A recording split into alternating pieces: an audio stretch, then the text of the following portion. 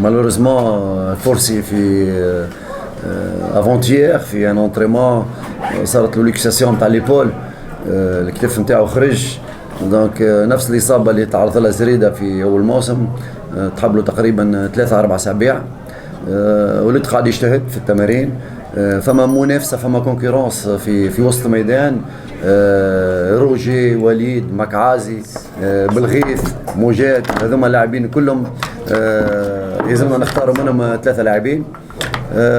ديما نقول ان العمل الجاد والمستمر في الاخر باش يعطي الثمار نتاعو، وهذا ينطبق على اللاعبين الكل. الموسم مازال طويل، احنا في حاجه للاعب يكون. بالنسبه للمذكور زاد كيف تشكى في النهارين الاخرانيين باصابه على مستوى الاسكي جونبي.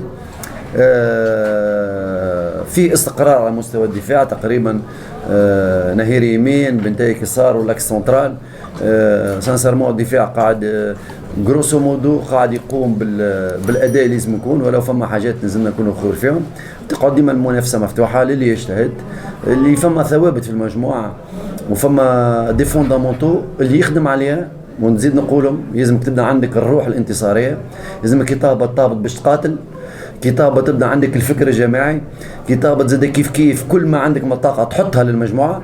إذا أي لاعب يمشي في التوجه هذايا ماهوش كان في المقابلات، حتى في التمارين هذوما ثوابت بتاع كل يوم، ثوابت اللي أنت لازمك تقاتل عليهم وتوري للمدرب اللي أنت جاهز باش تنجم تكون موجود في المجموعة. أنا نحبهم يحطوا علي أنا ضغط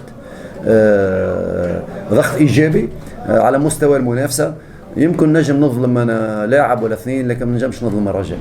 لا تنسوا تشتركوا بالقناة وتضغطوا على زر الجرس. شكراً.